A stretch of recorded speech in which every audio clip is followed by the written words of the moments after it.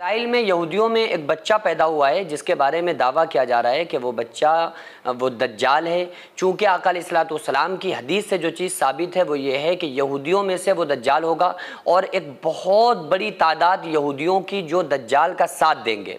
تو اس کے متعلق میں کچھ احادیث آپ لوگوں کے سامنے بیان کرتا ہوں، ان احادیث کو آپ لوگ سماعت کیجئے۔ الحمدللہ ہم لوگ مسلمان ہیں، رسول اللہ صلی اللہ علیہ وآلہ وسلم کی بات پر ہمیں ایسا یقین ہے کہ آسمان پھٹ سکتا ہے، دھرتی پھٹ سکتی ہے، لیکن رسول اللہ صلی اللہ علیہ وآلہ وسلم کی بات غلط نہیں ہو سکتی ہے۔ تو آقا علیہ السلام نے جو دجال کے ظہور کی جو نشانیاں بتلائی ہیں، پہلی بات تو یہ ہے کہ دجال کے متعلق دو باتیں ملتی ہیں۔ بعض علماء فرماتے ہیں کہ دجال پیدا ہوگا، بعض علماء کا کہنا ہے کہ دجال کا خروج ہوگا، دجال کا ظہور ہوگا۔ یعنی کہ ایک حدیث سے پر وہ علماء استدلال کرتے ہیں کہ آقا علیہ الصلوۃ والسلام نے ارشاد فرمایا، ایک حدیث ملتی ہے کتابوں کے اندر، حدیثوں میں، کہ جو دجال ہے وہ ایک علاقے میں پوشیدہ ہے، اللہ تبارک و تعالیٰ نے اس کو پوشیدہ رکھا ہے، لیکن قرب قیامت اس کا خروج ہوگا، اس کا ظہور ہوگا۔ تو اس کے متعلق جو حدیث میں جو نشانیاں ملتی ہیں وہ آپ ضرور سن لیجئے۔ پہلی چیز یہ، آقا علیہ الصلوۃ والسلام نے جو قیامت کی نشانیاں بتلائی ہیں کہ اس وقت دجال پیدا ہوگا، وہ نشانیاں کون سی ہیں؟ مذہبی فتنے بڑھیں گے، یہ حدیث کے میں مفہوم آپ لوگوں کو بتا رہا ہوں۔ مذہبی فتنے بڑھیں گے، یعنی کہ مذہب میں جو آج کل فتنے ہم دیکھ رہے ہیں کہ فتنے برپا ہو رہے ہیں، تو یہ ایک نشانی ہے کہ یہ قیامت کی، اور جب قیامت قریب ہوگی تو پھر اسی وقت دجال ظاہر ہوگا۔ دوسرے نمبر پہ دین کو مذاق بنایا جائے گا۔ واقعی آج دین مذاق بن رہا ہے، کوئی یوٹیوبر کامیڈی بنا رہا ہے دین کو لے کر، جس کا کنٹینٹ ہی دین ہے اور وہ اس میں کامیڈی بنا رہا ہے، تو ایسے لوگوں سے بچنا چاہیے۔ اس کے علاوہ لوگ دین سے دور ہوں گے، لوگ دین سے دور ہیں، اور بحث و مباحثے کے بہت زیادہ دروازے کھل چکے ہیں۔ اس کے علاوہ مسند احمد کے اندر ایک حدیث موجود ہے، آقا علیہ الصلوۃ والسلام نے ارشاد فرمایا کہ وہ سال جب دجال کے ظہور کا وقت ہوگا، وہ ایک سال جو ہے آسمان سے بارش نازل ہوگی، دوسرے سال پیداوار بہت زیادہ ہوگی، تیسری سال جو ہوگی وہ قحط اس میں بہت زیادہ ہوگا۔ یہ مسند احمد کے اندر حدیث موجود ہے۔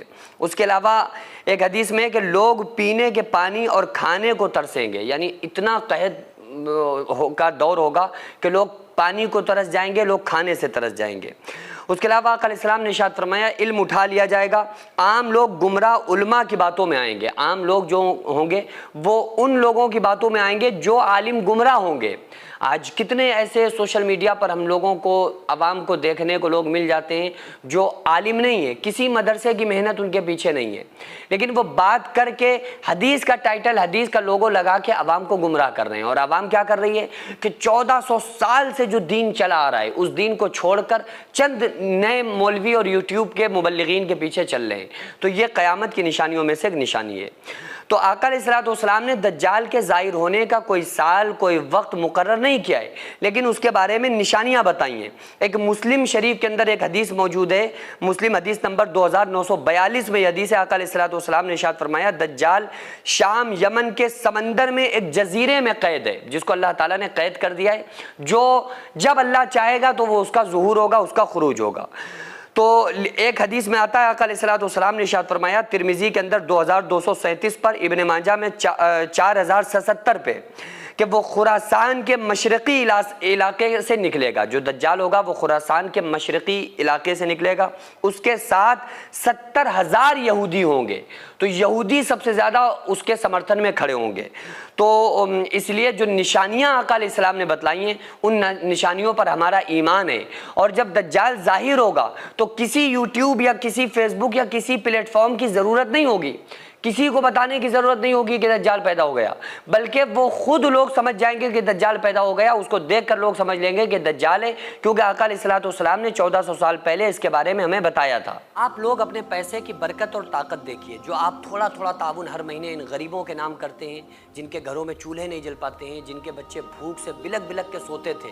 الحمدللہ جو ہماری آغازیہ ویلفیئر سوسائٹی ہر مہینے ان غریبوں کو راشن دینا، ان بیماروں کا علاج کرانا، یہ تمام کام جو ہماری سوسائٹی کر رہی ہے، اور آپ کی ہوئی مدد سے جو ان غریب گھروں میں کھانا بنتا ہے، تو تو یہ صرف اللہ کا شکر ادا نہیں کرتے بلکہ ہم تمام لوگوں کے لیے خوب ساری دعائیں کرتے ہیں۔ تو اس لیے آپ سے گزارش ہے کہ ہر مہینے ان لاچاروں، بیواؤں اور بچوں کے لیے اتنے پیسے ضرور نکالیں کہ جس سے ان کا چولہا بجھ نہ پائے اور ہمیشہ وہ لوگ کھاتے پیتے رہیں اور ہم تمام لوگوں کے لیے وہ دعائیں کرتے رہیں۔ تو آپ لوگ اس سلسلے کو جاری رکھیے، آپ اپنے نام سے، اپنے مرحومین کے نام سے ضرور زیادہ سے زیادہ تعاون کریں۔ اسکرین پر آپ کو جو آغازیہ ویلفیئر سوسائٹی کا اکاؤنٹ نمبر اور اسکینر نظر آ رہا ہے، اس کے ذریعے سے آپ لوگ زیادہ سے زیادہ مدد کریں۔